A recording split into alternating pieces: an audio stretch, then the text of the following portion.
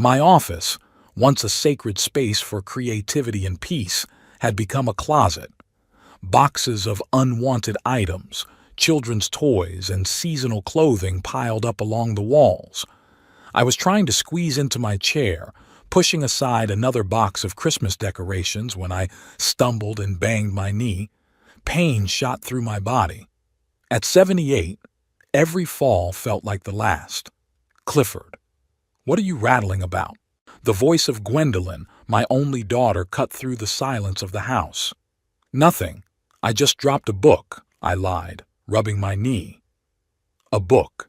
It was ironic. All my books had long ago been packed up and sent to the attic as dust collectors. Gwendolyn thought they were spoiling the interior of my house. I slowly straightened up, leaning on my cane, another reminder of the inexorability of time. An old birch cane polished by years of use, once a gift from my late wife Elizabeth. She had died 5 years ago, and since then my world had slowly shrunk like shagreen skin. From downstairs came the smell of roasting meat. Wednesday is the day Gwendolyn cooks her signature roast beef. I sighed. Another family dinner, another evening of humiliation and condescending glances. I'm Clifford Knightley, a retired electrical engineer who worked for 37 years at the local power plant. I once designed systems that powered half of Iowa City. Now, I could barely manage my own kitchen. As I descended the stairs, I froze in the dining room doorway. Gwendolyn fussed around the table, arranging plates. Her husband, Percy, my son-in-law, sat staring at a clipboard. "Ah, there you are," Gwendolyn said without looking up. "Sit down before it gets cold." Percy looked away from the screen and nodded at me. "Hello, old man. Old man. Not Clifford. Not father-in-law. Not even Mr. Knightley. Just old man." I gripped the cane tighter. "Good evening, Percy," I replied, trying to maintain my dignity. Gwendolyn looked like her mother, the same brown hair, the same cut of her eyes. But where Elizabeth had softness, our daughter had only sharp edges and barbed phrases. In her 45, she looked at me as an inevitable burden she'd inherited with the house. Only the house still belonged to me. "I heard you rattling around up there," Gwendolyn said as she put the food on. "You should be more careful. At your age, a fractured femoral neck is practically a death sentence." "I was just looking for my gardening notes," I replied. "I wanted to check when it was best to plant dahlias." Percy snorted, not looking up from his clipboard. "What dahlias? We've decided to convert the backyard into a barbecue area. Did you forget?" "No, I didn't forget. It's just that no one asked me. The garden Elizabeth and I had spent 30 years creating was going to give way to a fancy seating area with a grill the size of a small car. I thought maybe we'd at least keep the flower bed," I said quietly. Gwendolyn glanced over at her husband. "Dad, we've already discussed this. The garden requires too much care, and you are not at that age. Besides," she looked meaningfully at Percy, "the new layout will raise the value of the house." That's what it is. The value of the house.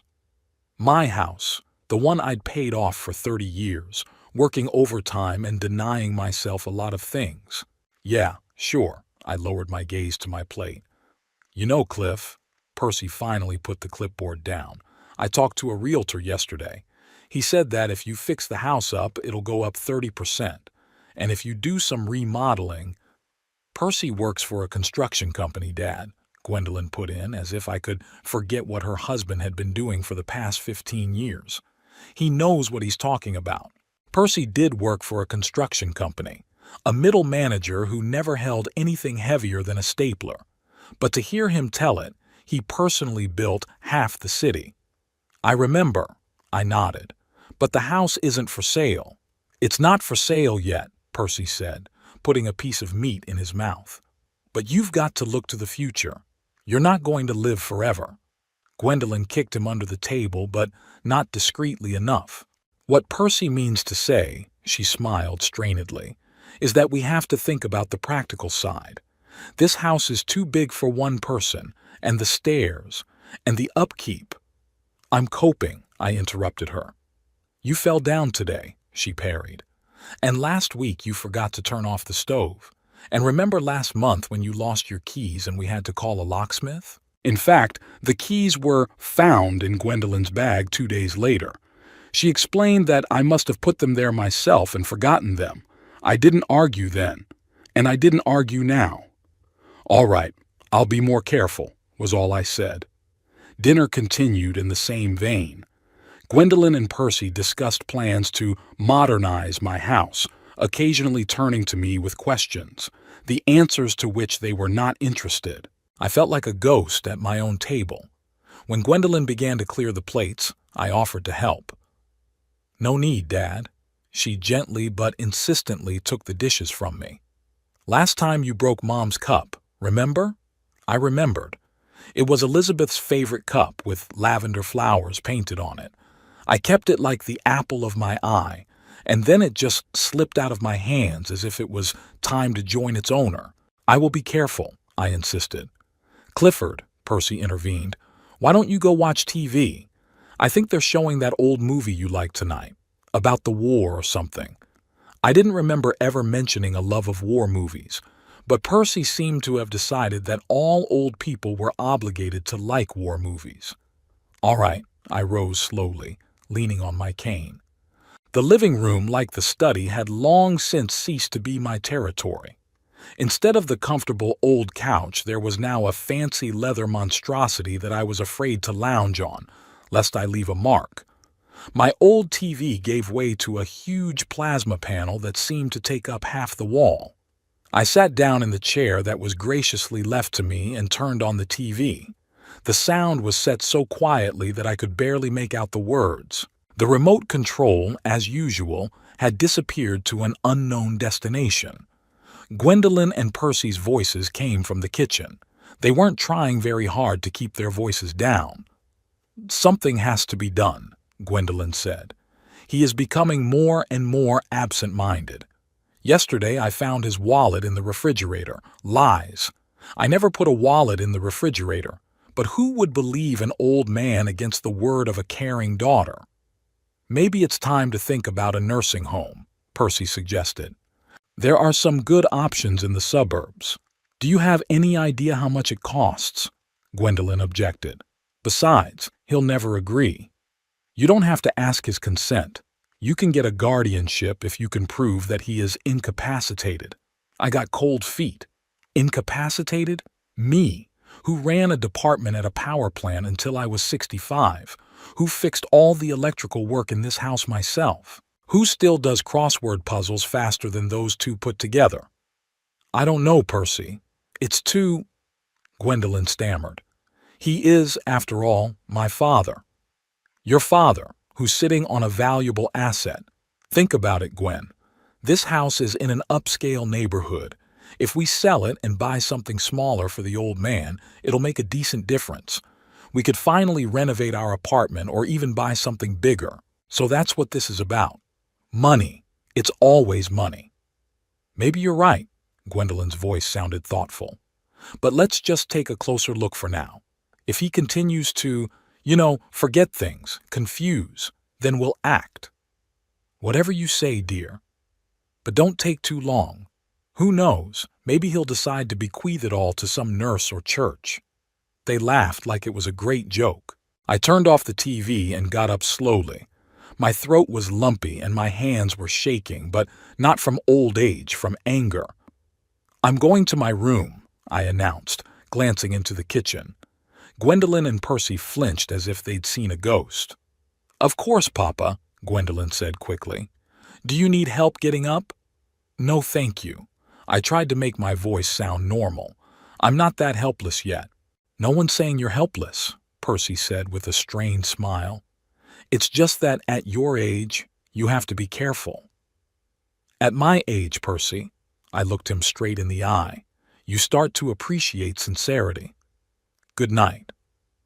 I walked slowly up the stairs, feeling their eyes on me. Each step was difficult, but not because of physical weakness.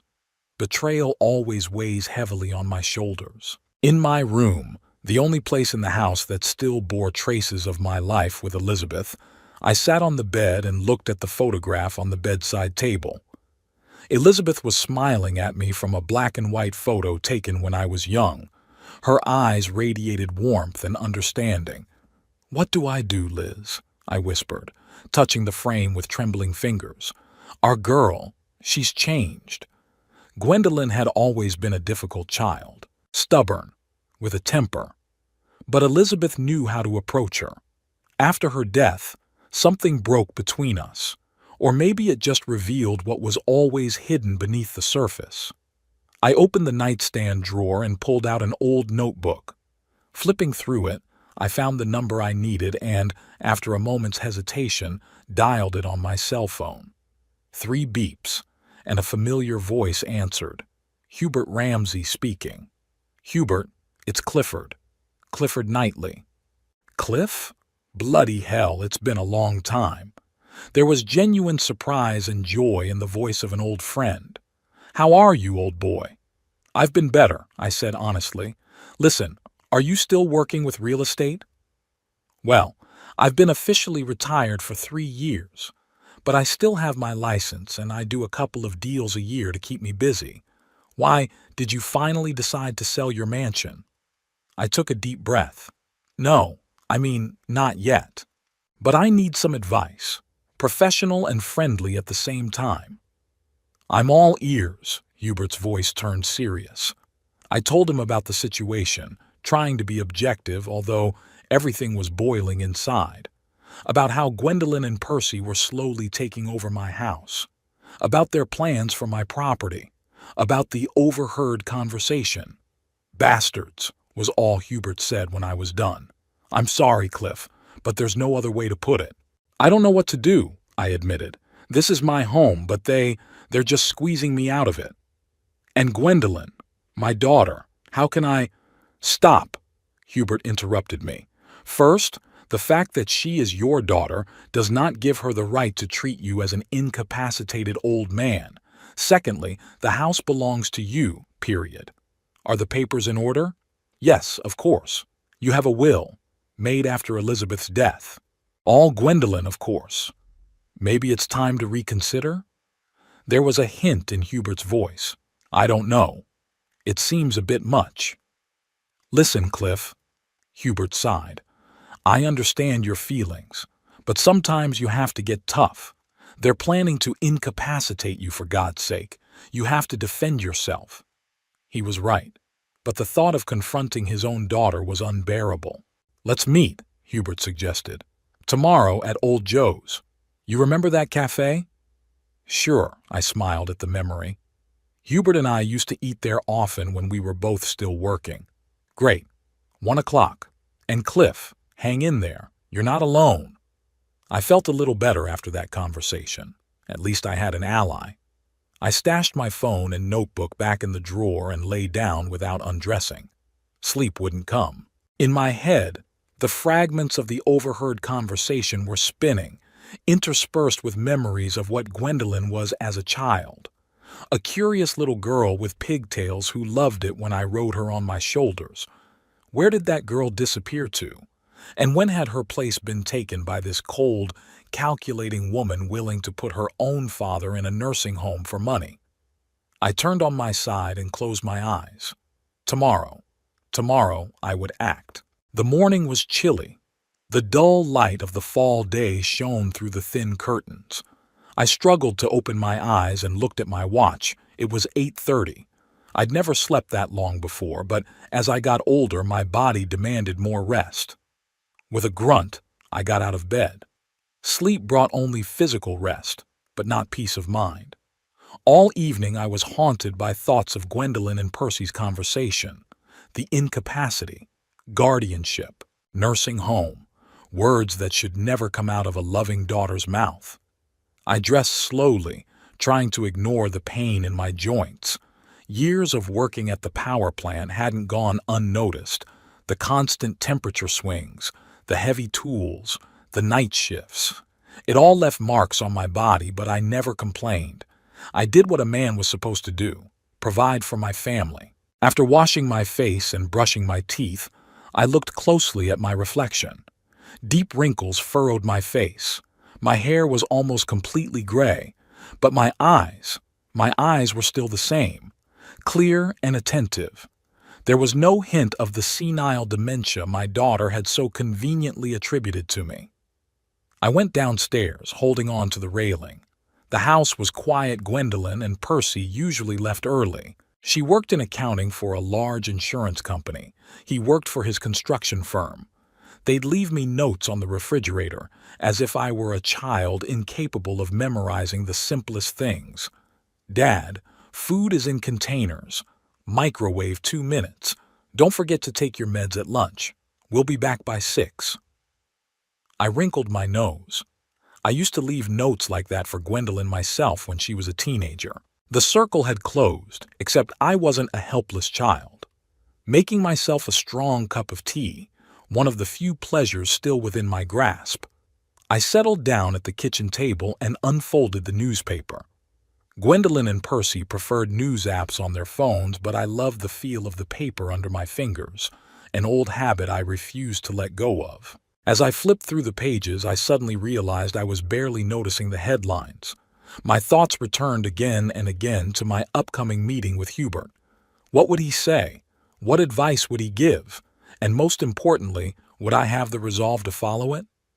The clock struck 10. The meeting was 3 hours away. I decided to do something useful to distract myself. There were boxes of things in the basement that I'd been meaning to sort through for a long time. Maybe today would be a good day to do it. Walking down the narrow stairs, I turned on the light. The basement had always been my territory. Gwendolyn rarely came down here for fear of spiders and damp. This was where I kept tools, spare parts, old photo albums, and other treasures of the past. I pulled up a box labeled Photo 90s. Inside were albums carefully signed by Elizabeth's hand. She was always organized, my Liz.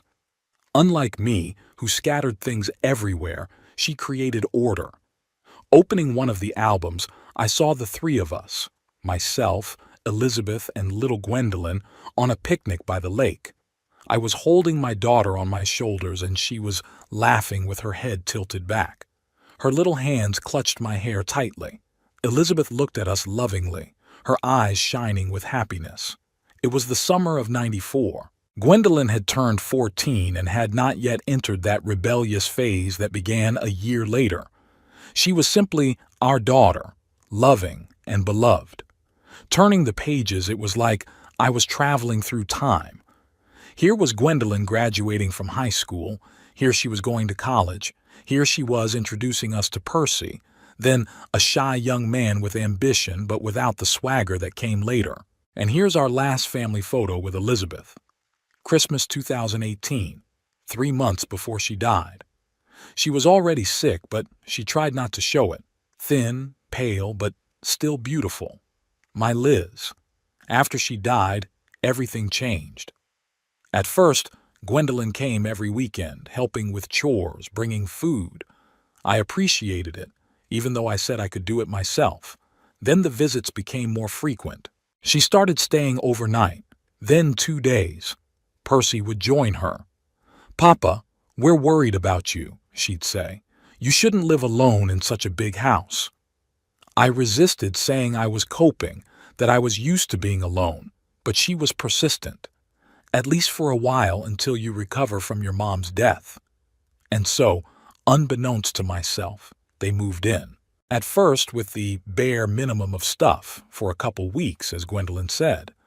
Then they brought more, then more. And 6 months later their apartment was rented out and my house became their home. I closed the album and set it aside. Bitterness came to my throat. How could I have been so blind? How could I have let them manipulate me, taking advantage of my grief and loneliness? The clock on my old wristwatch read 11:30. It was time to get ready to meet Hubert. I carefully put the albums back in the box and went upstairs. In the hallway, I put on my old coat, the one Gwendolyn had suggested I throw away, calling it junk. For me, it was a part of life, a symbol of stability. It took almost 40 minutes to get to Old Joe's Cafe. I preferred to walk, despite the pain in my knees. Movement helped keep my mind clear and my muscles strong. Plus, it was another little freedom I was advocating. Gwendolyn thought I should call a cab or ask someone to give me a ride, considering my age. But I stubbornly refused. Hubert was already waiting for me at the corner table. He hadn't changed much in the years we hadn't seen each other. The same bald head framed by a wreath of gray hair, the same shrewd eyes behind his glasses. Just a few more wrinkles and a slouching back. "Cliff." He rose to meet me, extending his hand. "Damn good to see you, old boy." We exchanged a firm handshake. I saw in his eyes what I felt myself, the joy of meeting him and the bitterness of letting the years separate us. "You look well, Hugh," I said, sitting down opposite him. "You lie and don't blush," he grinned. "But thank you. You're doing well, too." The waitress came over, a young girl with a friendly smile. We ordered coffee and sandwiches. When she left, Hubert leaned over to me. "So, tell me more. What's going on in your house?" And I did. About how Gwendolyn and Percy gradually filled my house with their things, their habits, their rules, how they began to decide for me what I should eat, when I should sleep, what medicine to take, how they remodeled the living room, throwing out the furniture Elizabeth and I had chosen together, how they planned to destroy the garden and turn it into a barbecue area. And yesterday I overheard them talking about getting me a guardianship and putting me in a nursing home, I finished. They want to sell the house and take the money for themselves. Hubert listened in silence, nodding occasionally. When I finished, he stared at his cup for a long time as if searching for answers. "You know, Cliff," he said at last, "I've seen it happen more than once. When you work in real estate, you come across all sorts of family stories. Often they're not pretty." "What do I do, Hugh?" I asked. "She's my daughter. She's my only child. I can't just throw her out?" Hubert finished for me. "Maybe you can't, but you can and you must protect yourself and your property." He sipped his coffee and continued. "First, revise your will immediately. Include charities, friends, anyone, but don't leave everything to Gwendolyn. Second, go to the doctor and get a certificate that you are fully capable. Thirdly," he hesitated. "Third, think about selling the house." "Sell it?" I was stunned. "But that's exactly what they want." "Not exactly," Hubert shook his head. "They want you to be declared incompetent, and they want the house to go to them. If you sell the house yourself, the money is yours. You can buy yourself an apartment or a small house and put the rest in the bank or invest it. And most importantly, they would lose control over you." I thought about it. His words made sense. The house that had once been a source of joy had become a battlefield. Maybe I should have retreated to win the war. "I have to think about it," I said. "This is too serious a decision." "Of course," Hubert nodded. "But don't think about it too long. From what you've told me, they've already begun to act." We finished our lunch discussing more pleasant topics, people we knew, news of the city, memories of the past. But thoughts of home kept me going. As we said goodbye, Hubert shook my hand firmly. "Hang in there, Cliff, and remember, you're not alone. Call me anytime." I nodded, feeling a lump in my throat. At my age, true friendship was especially valuable. The drive home seemed longer. My legs didn't carry me as briskly as they had in the morning. Or maybe it was the weight of my thoughts that was slowing me down. As I approached the house, I noticed an unfamiliar van in the driveway. It had a sign on the side that read, "Anderson Repairs." My heart clenched uneasily. What else were Gwendolyn and Percy up to? The front door was unlocked. There was noise from inside. Voices, the clatter of hammers, the whirring of drills. I walked in and froze on the threshold. The living room was in chaos. Two workers in overalls were dismantling the fireplace, the same marble fireplace that had been the pride of the house since it was built in 1960. Gwendolyn was standing nearby, pointing something out to them on a clipboard. What's going on here?" My voice sounded louder than I intended. Gwendolyn turned around. On her face flashed an expression like guilt, but it was quickly replaced by the usual mask of concern. "Papa, you're back. I thought you'll be at your friend longer." "What's going on, Gwendolyn?" I repeated, ignoring her question. "We started the renovation." She came up to me, as if afraid that I might fall. "Remember, we talked about it? The fireplace is outdated. It's unsafe. Besides, an electric one would be much more practical." We didn't talk about any repairs. I could feel the anger rising in me. And we certainly hadn't talked about replacing the fireplace. "Of course we did, Daddy." Her voice was soft, soothing, as if she were addressing a cranky child. "Last week, at dinner, Percy showed you a catalog with electric fireplaces, and you said it was a good idea. That's a lie. Pure lies. I would never agree to replace the fireplace where Elizabeth and I spent so many evenings, where Gwendolyn opened presents every Christmas." "That's not true," I said firmly. "I never agreed to it." The workers looked at each other awkwardly, clearly embarrassed by the family scene. "Maybe we should take a break," one of them suggested. "No, go on," Gwendolyn waved her hand. "Dad, let's talk in the kitchen." She took me under the elbow and gently but insistently led me toward the kitchen. I let her do it, not wanting to make a scene in front of strangers. As soon as we were alone, I released my hand. "Gwendolyn, I did not give permission for repairs. It's my house, and I don't want anything changed without my consent." "Dad," she sighed, "we discussed it. You just forgot. It's happening more and more often, and that's why Percy and I are so worried." "I haven't forgotten anything." I tried to speak calmly, but I could feel my voice shaking. "You're lying to me, Gwendolyn. Why?" On her face appeared an expression of insulted innocence. "How can you say that? I care for you. Percy and I do everything to make you comfortable and safe." "Comfortable?" I grinned bitterly. "You've thrown away my furniture, packed away my books, repainted the walls in colors I can't stand.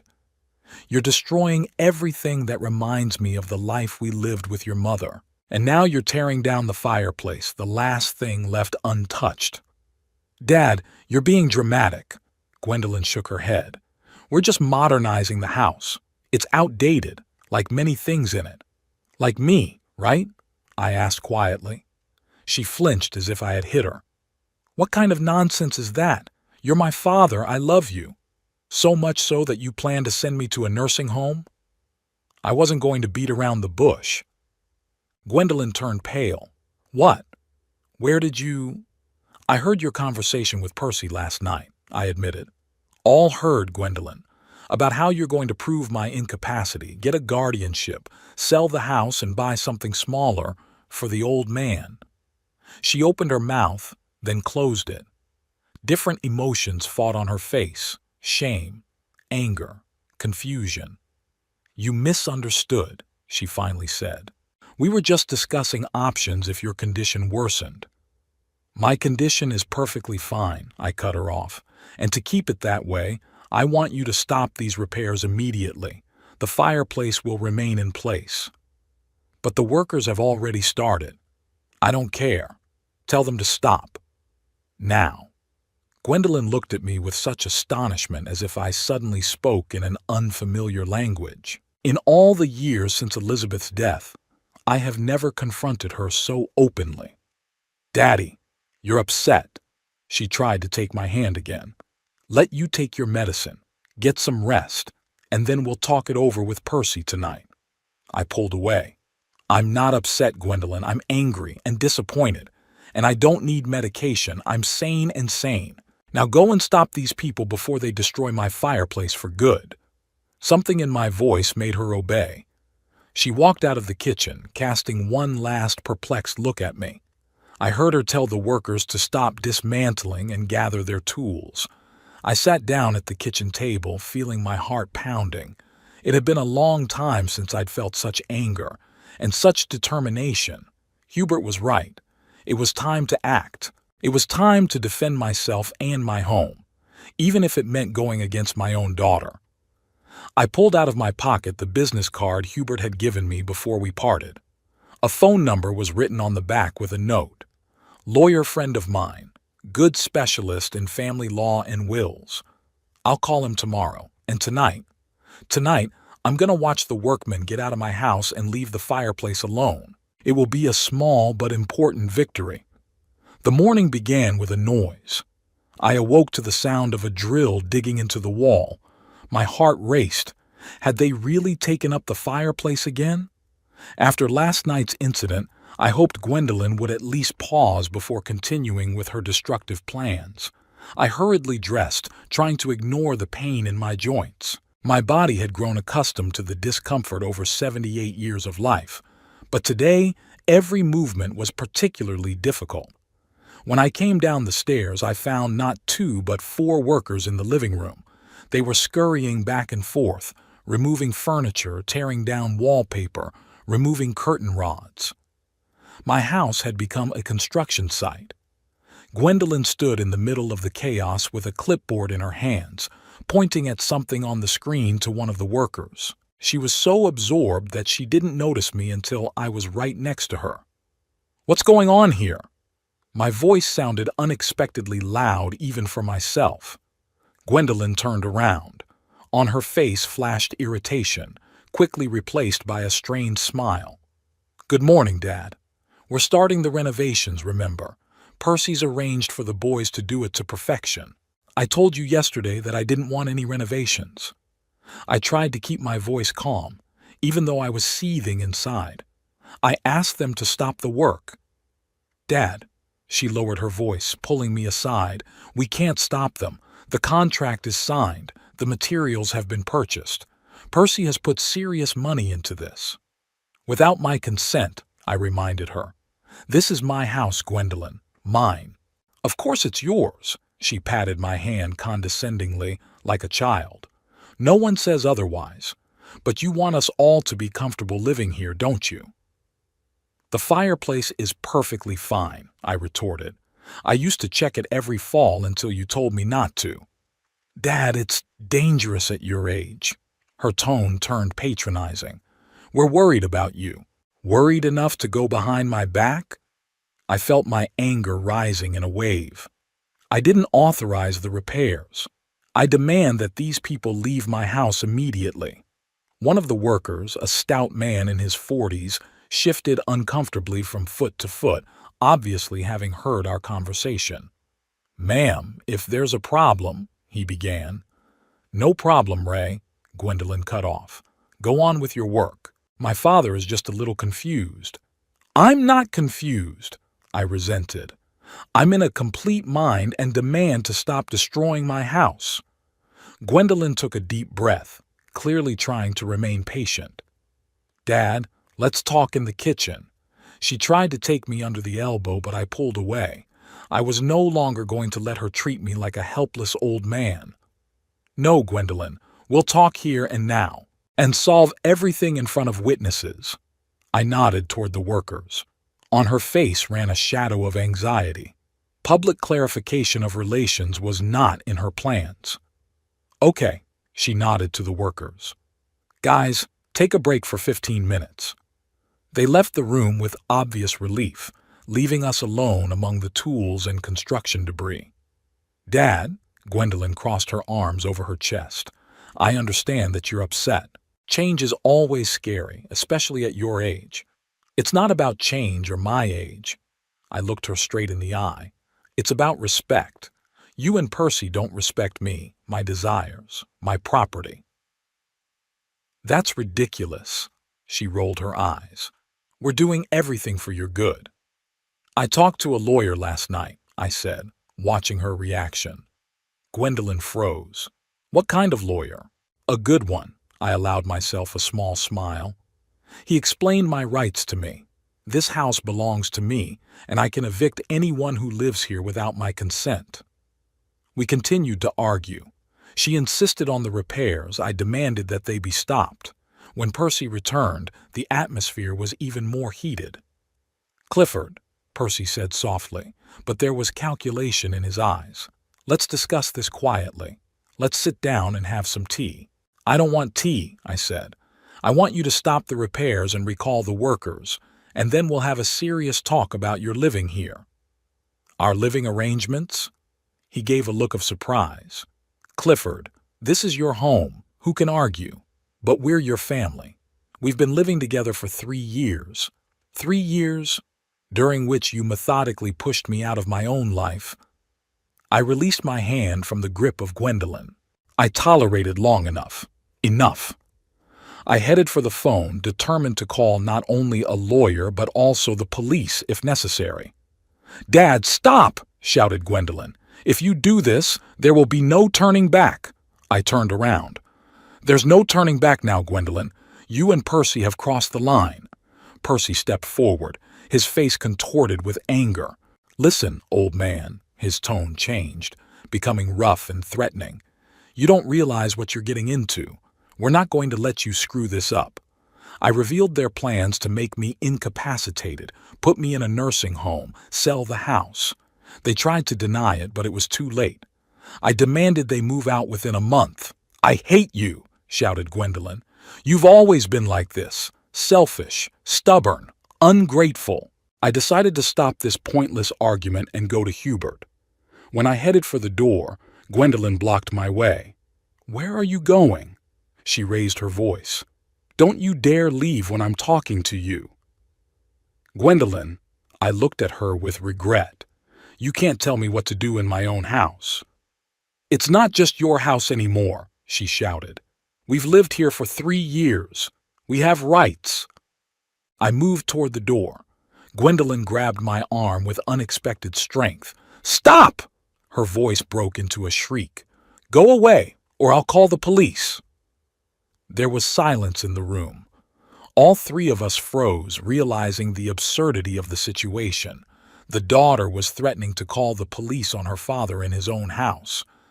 I slowly released my hand from her grip. "Call them," I said calmly, feeling oddly relieved. "It will be interesting to explain to them why you're kicking out the homeowner." Gwendolyn faltered, realizing her mistake. Her eyes darted between Percy and me, looking for support. "Daddy, I didn't mean it," she tried to correct herself. "I'm just upset." "No, Gwendolyn," I smiled, feeling truly free for the first time in a long time. "That's exactly what you meant. And you know what? You're right. I really should go." I turned and walked out of the house, leaving them standing in confusion in the middle of the trashed living room. It was fresh and quiet outside. I took a deep breath of the fall air, feeling my head clear. Instead of the expected bitterness and resentment, I felt a strange peacefulness. It was as if the heavy weight I'd been carrying for years had finally fallen from my shoulders. I pulled out my cell phone and dialed Hubert's number. "Cliff?" His voice sounded concerned. "What's wrong?" "You were right, Hugh," I said. "About the house. I want to sell it." I told him briefly what had happened, about the renovations, about the fight, about how Gwendolyn threatened to call the police. "Are you sure?" In his voice was heard doubt. "This is a serious step." "Absolutely sure." My voice was firm. "I can't live there anymore. There are too many unpleasant memories now.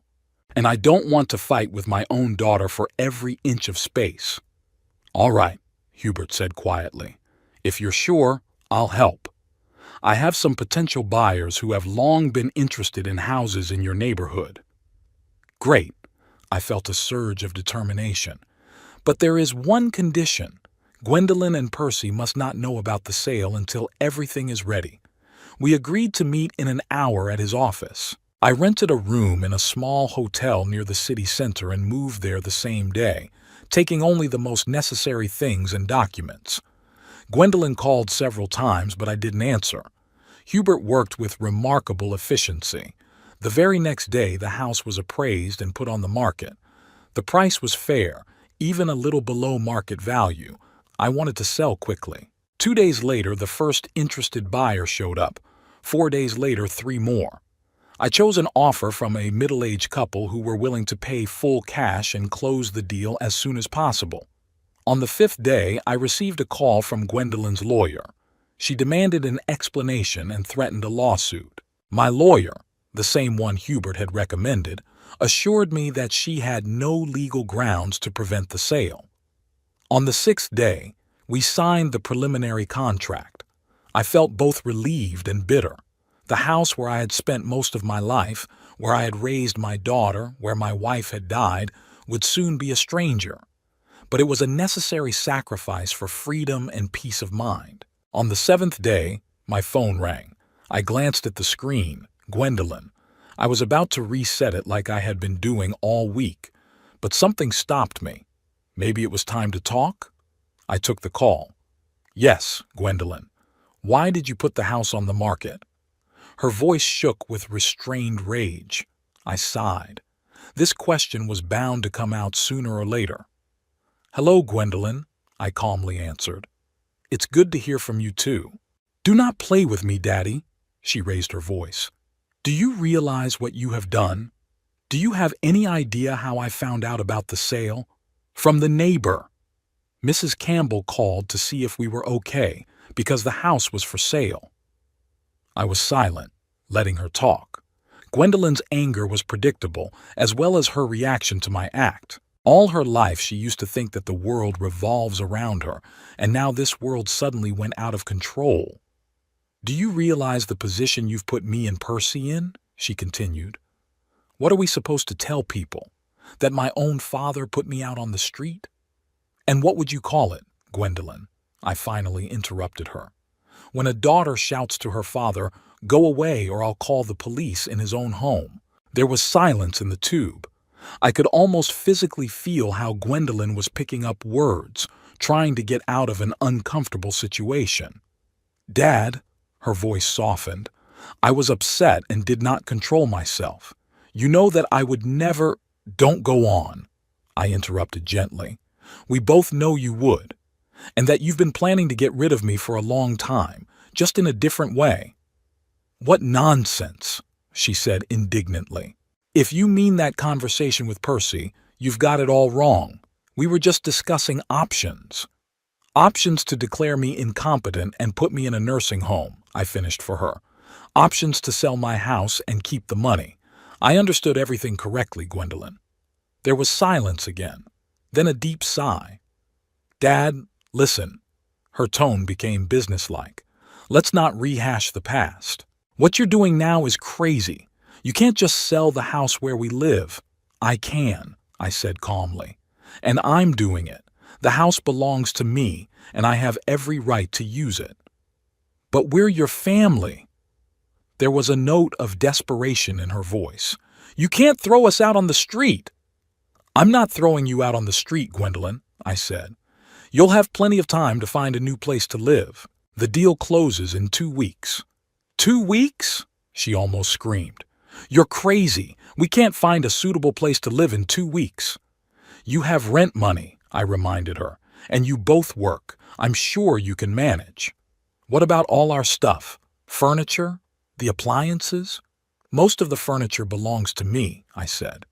But I don't mind you taking what you bought yourself, and personal belongings, of course. Gwendolyn breathed heavily into the tube. I imagined her clutching the phone, her face red with anger and helplessness. All her life she'd been used to getting what she wanted. Now she was facing rejection, and she didn't know how to react. Why are you doing this? She finally asked quietly. To punish me? For what? I sighed. It was a question I had expected, but it still hurt. Did she really not understand? I'm not punishing you, Gwendolyn, I said softly. I'm protecting myself. After you treated me as an intruder in my own home, I realized that we can no longer live together. You're entitled to your life and your space, and so do I. But why sell the house? She wouldn't let it go. We could find a compromise, share the space, set rules. We tried, I reminded her. 3 years we tried. And where did it get us? To the fact that you threatened to call the police on me. No, Gwendolyn, this house has become a bone of contention. It is better to get rid of it once and for all. And what will you do? In her voice appeared skeptical notes. Where are you going to go? To a nursing home? I smiled, though she couldn't see it. No, I'm not going to a nursing home. I have a better plan. What plan? Her tone became suspicious. I'll sell the house and spend the money on myself, I said bluntly. I'll buy a small apartment, maybe take a trip. I've always wanted to see the Grand Canyon. You… what? Gwendolyn seemed to be at a loss for words. You're going to waste money on some whims? It's not whims, Gwendolyn. My voice became firmer. This is my life, my old age, which I intend to live with dignity and by my own rules. But you were going to leave the house to me. She did not hide her indignation. It's always been so. You said so yourself.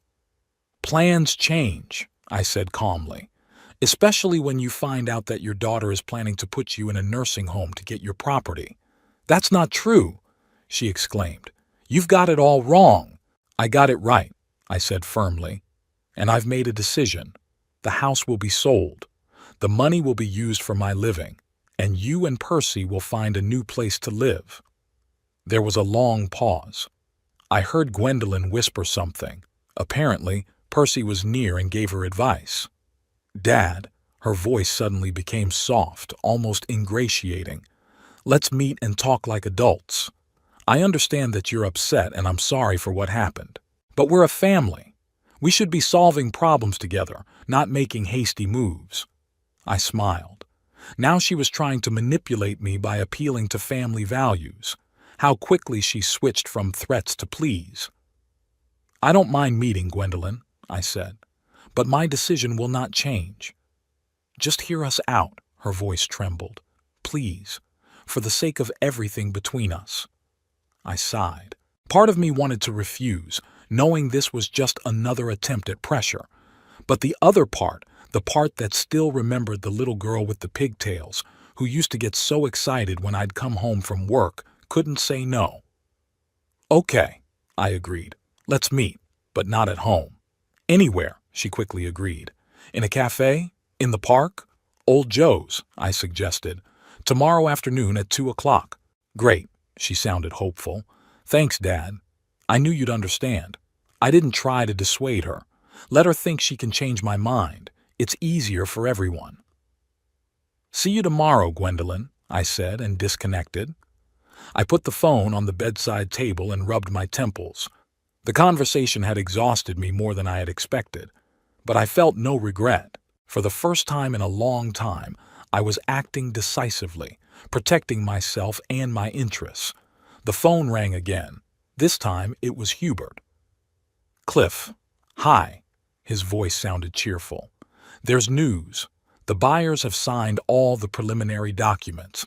They're ready to close the deal within 2 weeks, just like we planned. Great, I was relieved. Thank you, Hugh. You're a true friend. You're welcome, he chuckled.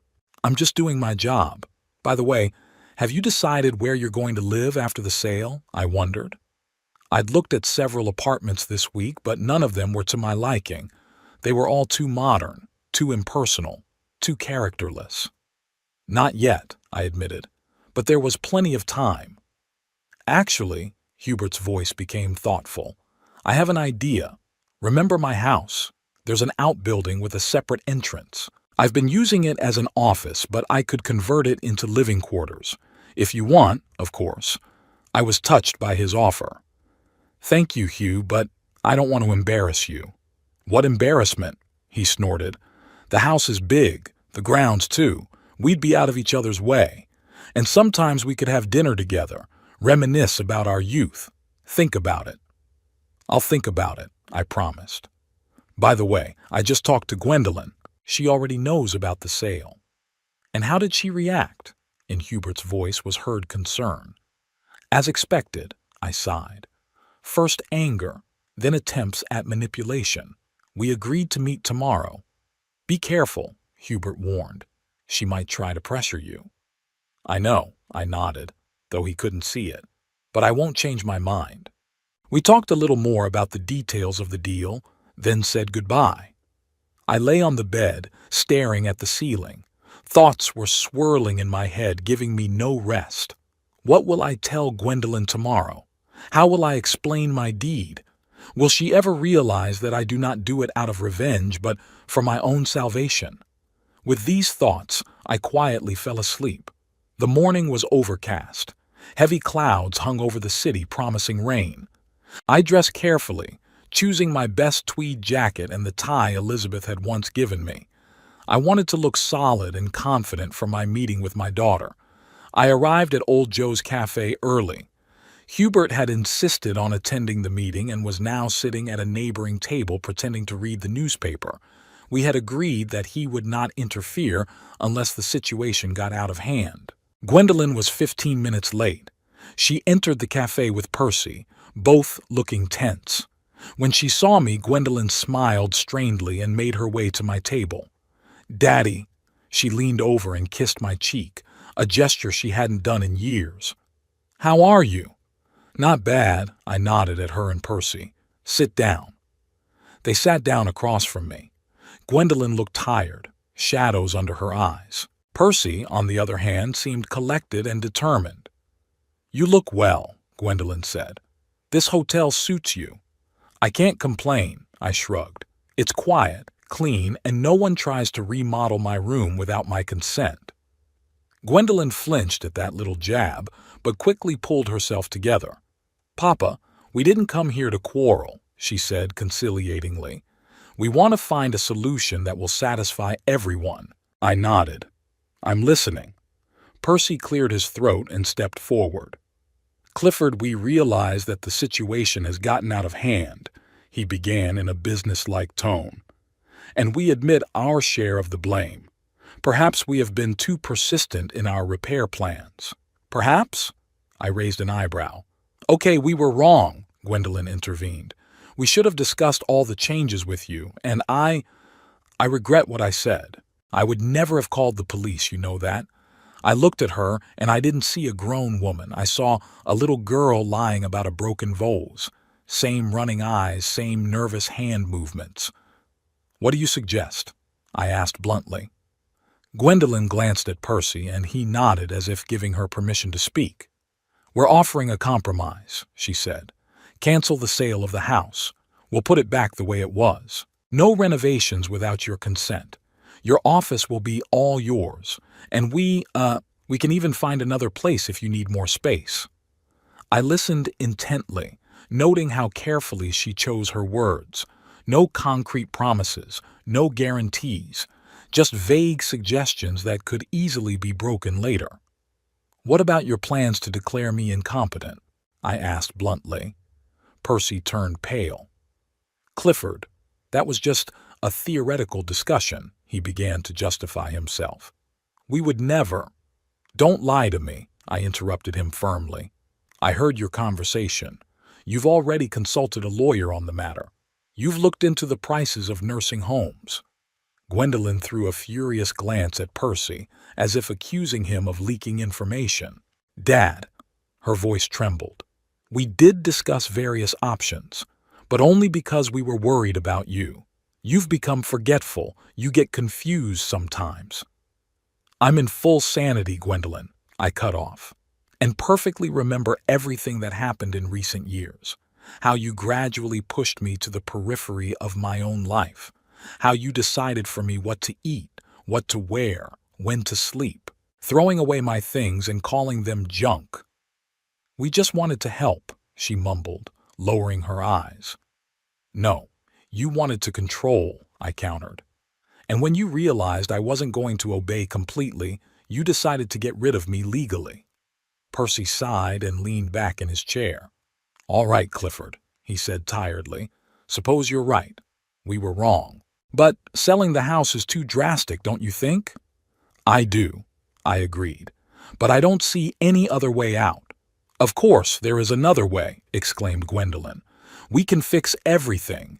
Give you complete freedom in the house. Set clear boundaries. Maybe even make some kind of contract." "A treaty?" I chuckled. "Between father and daughter? That's what we've come to." Gwendolyn flared up. "I just want to find a solution." Her voice trembled. "Daddy, please don't do this. That house, my whole life is in there. All the memories of Mom, of my childhood." That you cared so much about when you threw out Mom's stuff and repainted the walls? I asked quietly. She lowered her eyes. I was wrong, she admitted in a whisper. I'm sorry. I stared at her and felt conflicting emotions struggling inside. Part of me wanted to forgive, to believe in her remorse. But the other part remembered all the humiliation, all the manipulation, all the attempts to control my life. Gwendolyn, I sighed, I don't hold a grudge against you. I really don't. But I can't go back to that house and live with you under the same roof. Too much has been said and done. But we can move out. She grabbed my hand. Couldn't we, Percy? Percy nodded reluctantly, though it was clear from the look on his face that he didn't like the idea. We can, he mumbled, if it's necessary. See? Gwendolyn squeezed my hand. We'll find an apartment. You'll stay in the house alone, like before. Everything will be fine. I shook my head. That's not a solution, Gwendolyn. You'll leave, but the problem will remain. The house will still be a bone of contention. You'll think you're entitled to it. You'll wait until you can come back. No, that won't work. But you can't just sell the house to some strangers, she exclaimed. It's our family home. I'm not selling it to strangers, I said calmly. Gwendolyn and Percy looked at each other. What do you mean? Percy asked suspiciously. I smiled and nodded toward the neighboring table where Hubert was sitting. I'm selling the house to an old friend of mine, Hubert Ramsay. Hubert, hearing his name, put the newspaper aside and waved at us. Gwendolyn stared at him, then back at me. What? She looked stunned. To this old man? This old man, as you put it, has been a friend of mine for almost 50 years, I said reproachfully. And yes, he's buying the house. Percy frowned. Wait, this is the realtor who's handling the sale? That's a conflict of interest. It's illegal. It's not illegal, I said calmly. Hubert is acting as a private citizen, not as a realtor in this transaction.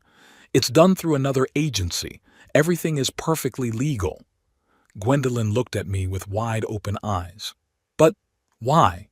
She seemed unable to understand. Why are you selling the house to your friend and not to us? Because you don't have the money to buy it, I said bluntly, and because Hubert offered me an interesting option. What kind of opportunity? Percy sounded incredulous. I looked at Hubert and he nodded, letting me know I could reveal our plan. Hubert's buying the house and I'm going to live in an annex on his property, I explained. A separate dwelling with its own entrance. Complete independence, but with someone I trust nearby. Gwendolyn turned pale. You planned all this, she whispered, from the very beginning. No, I shook my head. The plan was born when I decided to sell the house. Hubert offered to help me, and I accepted. And you're just going to leave us homeless? There was a hysterical note in her voice. Your own daughter? You have rent money, I reminded her.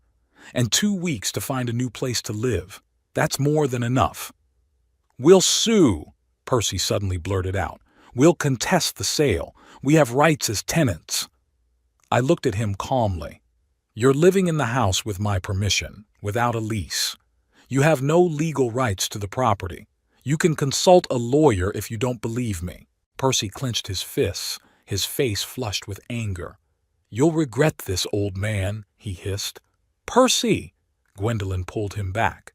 No, let him speak. I looked him straight in the eye. Let him say what he really thinks, without pretense or manipulation. Percy opened his mouth, but Gwendolyn put her hand on his shoulder, stopping him.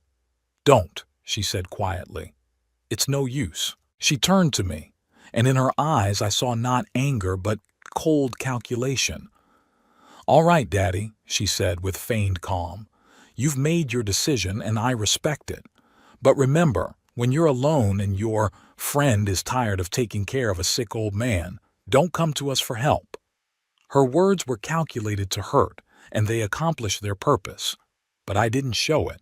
I will never come to you for help, Gwendolyn, I said quietly. You can be sure of that. She stood up, defiantly adjusting her purse. "Come, Percy. We need to look for a new place to live." Her voice oozed venom. "We've only got 2 weeks, remember." Percy stood up too, giving me one last hateful look. "You're going to regret this," he said again. "Maybe," I agreed. "But I'd rather regret what I've done than what I haven't done." They left the cafe without looking back. Hubert moved immediately to my table. "Well, it could have been worse," he said, trying to lighten the mood. I sighed. "It could have been," I agreed, "but it doesn't make it any easier." The day of the closing was surprisingly sunny and warm for mid-autumn. It was as if nature itself approved of my decision, giving me one last piece of summer. I stood in front of the notary's office looking at the old red brick building in the center of Iowa City. Here, behind these walls, an important chapter of my life would end today and a new one would begin. Hubert pulled up at 10 o'clock sharp, just as we'd agreed. His old Buick had been freshly washed and polished, so he must have felt the solemnity of the moment. "Ready, Cliff?" he asked, shaking my hand. I nodded, not trusting my voice. As sure as I was of my decision, parting with the house where most of my life had been spent had mixed feelings.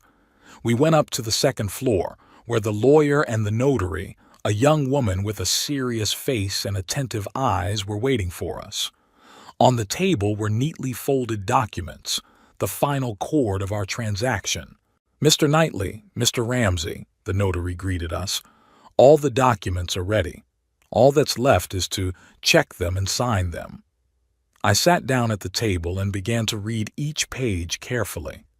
Despite my trust in Hubert, I wanted to be sure that everything was correct. Years as an engineer had taught me to scrutinize every detail.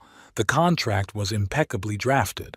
The house was being sold to Hubert for a fair price, just below market value, but well worth it.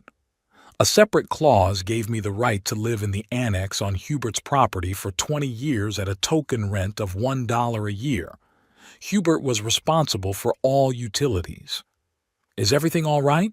he asked, seeing me scrutinize the paperwork. "Yes," I nodded. "Everything is exactly as we agreed." I took the pen and signed each page. With each stroke, I could feel the weight of the past becoming lighter. The house that had become a battlefield would no longer weigh on me. Hubert signed all the papers too and then handed me a check for the full amount of the transaction. "Congratulations on your purchase, Mr. Ramsey," the notary smiled, "and congratulations to you, Mr. Knightley, on a successful sale." We shook hands and the formalities were completed. As I walked out of the office, I took a deep breath of fresh fall air. "How are you feeling, Cliff?" Hubert asked, looking at me carefully. "Strange," I admitted. "Like I'd dropped a heavy backpack I'd been carrying for too long. It's light, but it feels strange." "It'll pass." He patted my shoulder. "Let's go celebrate. I know a great restaurant nearby." Over lunch, we discussed plans for the future. Hubert had already started renovating the annex, turning the former office into a cozy studio apartment. "It will have everything you need," he said enthusiastically. "A separate kitchen, bathroom, bedroom, and most importantly, a separate entrance. You'll be able to come and go as you please without having to answer to anyone." I smiled as I pictured my new place. Small, but my own, without constant monitoring and manipulation. "Sounds wonderful," I said sincerely. "When can I move in?" "I think it will be ready in a week," Hubert said.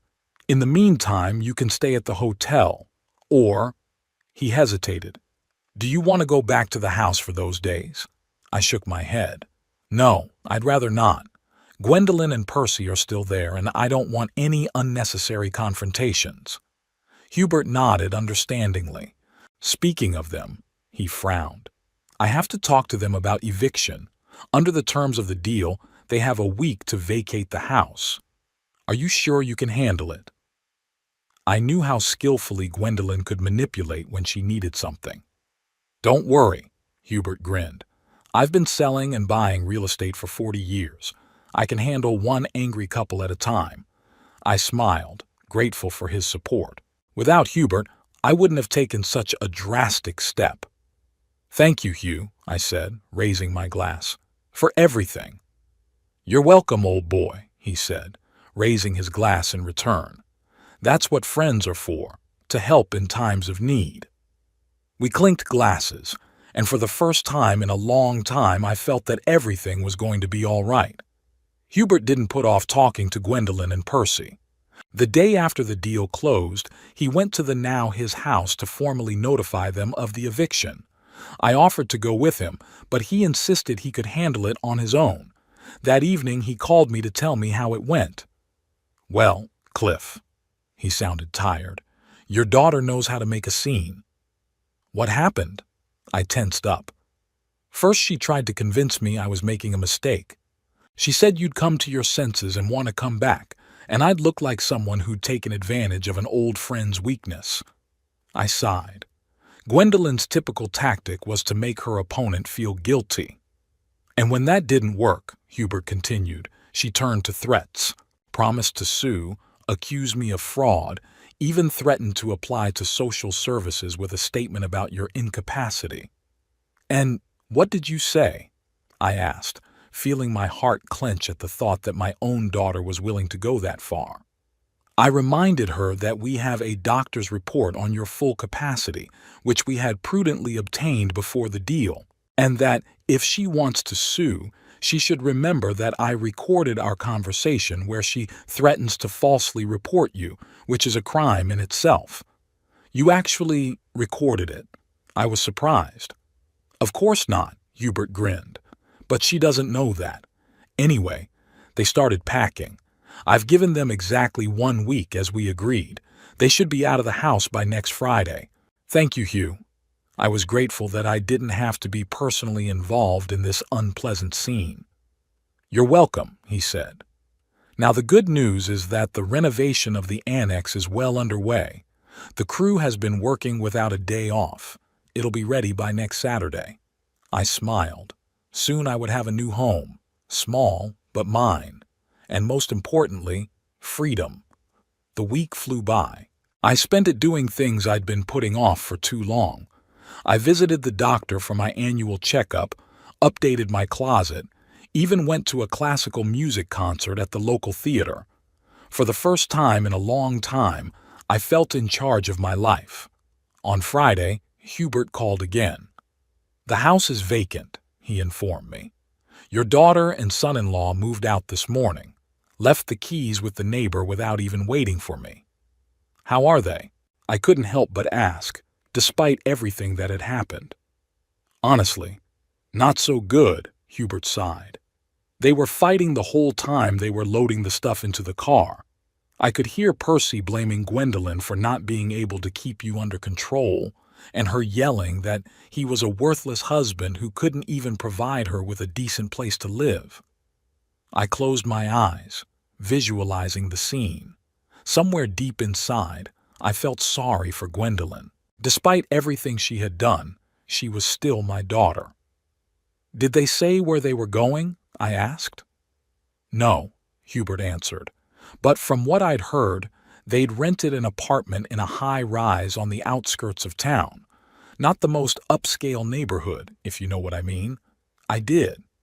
After a spacious house in a nice neighborhood, it was a serious downgrade, especially for Percy, who was always so concerned with the appearance of success. Don't worry about them, Cliff, Hubert added as if reading my mind. They're adults. They'll be fine. I know, I sighed. I just can't help but think that maybe I was wrong as a father somewhere. Come on, Hubert sounded confident. You were a good father. What she did to you says more about her than it does about you. I smiled gratefully, though he couldn't see it. Thank you, Hugh. You're a true friend. You're welcome, he chuckled. Now, the good news is that your new apartment is almost ready. The last of the furniture will be installed tomorrow and you can move in. Great. I felt a rush of enthusiasm. I'm ready. The next morning, Hubert picked me up at the hotel. I had already gathered my few things, clothes, books, a few photos, and memorabilia, which I managed to take from home before the fight with Gwendolyn. Are you ready to see your new home? Hubert asked, helping me load the suitcases into the car. More than ready, I nodded. The hotel is nice, but I'd like to settle in permanently. Hubert's house was in a quiet neighborhood on the outskirts of Iowa City. It was a one-story ranch-style structure surrounded by a well-kept garden. To the side of the main building was an annex, my future home. Here we are, Hubert stopped the car at the gate. Welcome home, Cliff. We walked down the tiled driveway past a bed of the last of the fall flowers. The outbuilding looked like a miniature house, with a separate entrance, a small porch, and even a small garden. I thought I'd set aside a part of the garden just for you, Hubert explained, noticing my gaze. I know how much you like to tinker with plants. I was touched by his concern. Thank you, Hugh. It means a lot to me. He smiled and opened the door, letting me through. Inside, the outhouse was even better than I'd expected. A spacious room divided into zones. A living room with a comfortable sofa and a TV, a kitchenette with new appliances, a sleeping area with a bed and a closet. Everything is compact but functional. Here's the bathroom. Hubert pointed to a door in the corner. Fully equipped, including handrails in the shower. I know you said you didn't need them, but it's best to be safe. I nodded, appreciating his foresight. At my age, safety wasn't an empty word. And over here, he pointed to another door, is a small storage room. You can use it as a study or a workshop. I know you like to make things. I walked around the apartment, studying every corner. Everything had been thought out to the last detail. Even the color scheme, the calm, warm tones I'd always preferred. Do you like it? Hubert asked, watching my reaction. Very much, I answered sincerely. It's perfect, Hugh. Better than I could have dreamed. He glowed with pleasure. I'm glad you like it. Come on, make yourself comfortable. I'll be in the main house if you need me. When Hubert left, I sat down on the couch and looked around. This place was much smaller than my old home, but it gave me the peace and freedom I'd been missing for the last few years. I started unpacking, placing things in the closet and on the shelves. I put Elizabeth's picture on the bedside table just as I had before. Here's the new house, Liz, I said quietly, looking at her smiling face. It's small, but it's ours. Or rather, mine. I spent the rest of the day settling in, getting used to the new space. In the evening, Hubert and I had dinner together at his house, celebrating my housewarming with a bottle of good wine. Here's to a new phase, Hubert raised his glass. To the new stage, I echoed. Gradually, I got into a new rhythm of life. I woke up early, had breakfast in my room, then worked in the small garden Hubert had given me. Sometimes we had lunch together, sometimes we ate at our place. In the evenings, we often played chess or watched old movies, which we both loved. I developed new interests. I signed up for art classes at the local community center, started going to the library, even joined a group of senior citizens who met twice a week to discuss books and current events. Sometimes I thought of Gwendolyn and Percy. Hubert sometimes brought news he'd learned from mutual acquaintances. Their marriage was cracking at the seams. The financial problems caused by the move and the loss of my home only exacerbated long-standing conflicts. 3 months after I moved in, Hubert returned from out of town with unexpected news. Cliff, I saw Gwendolyn, he said, sitting down next to me in the garden where I was pruning roses. I froze. How is she? Not so good, Hubert sighed. She's thin, looks tired. She works at the supermarket as a cashier. Can you imagine? I shook my head.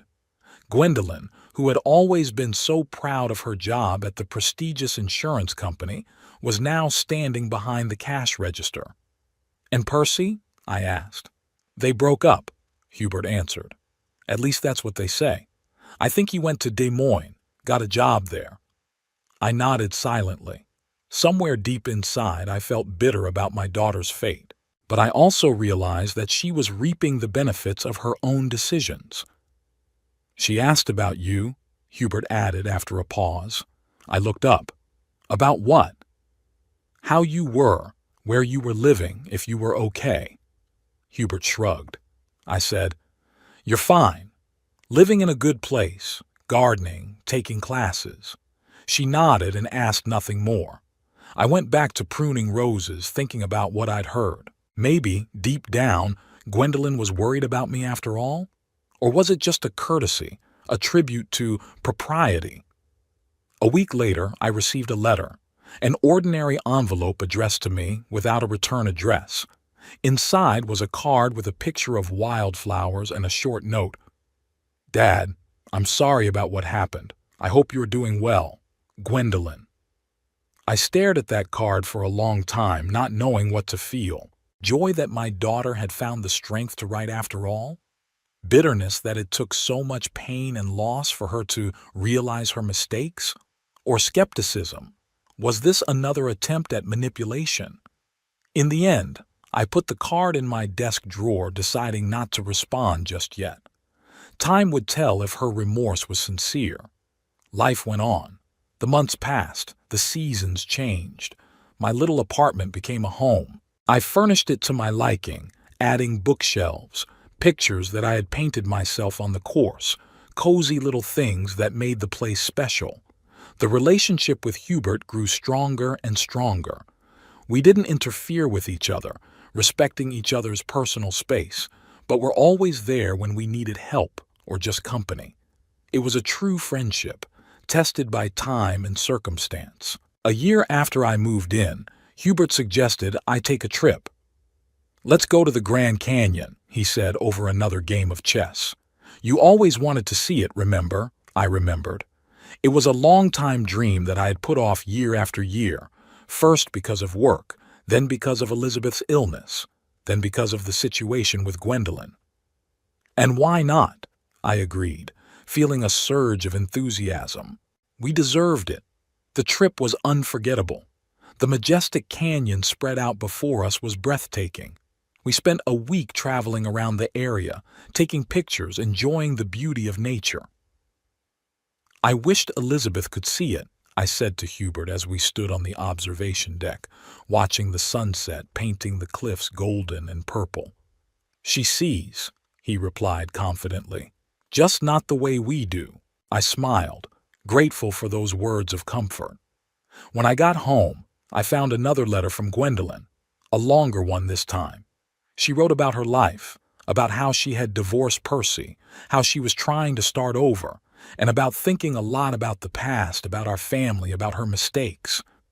I don't apologize, Papa, she wrote. I know what I did is unforgivable. I just want you to know that I realize my mistakes and am working on myself. Maybe someday you'll be able to respect me at least a little bit again.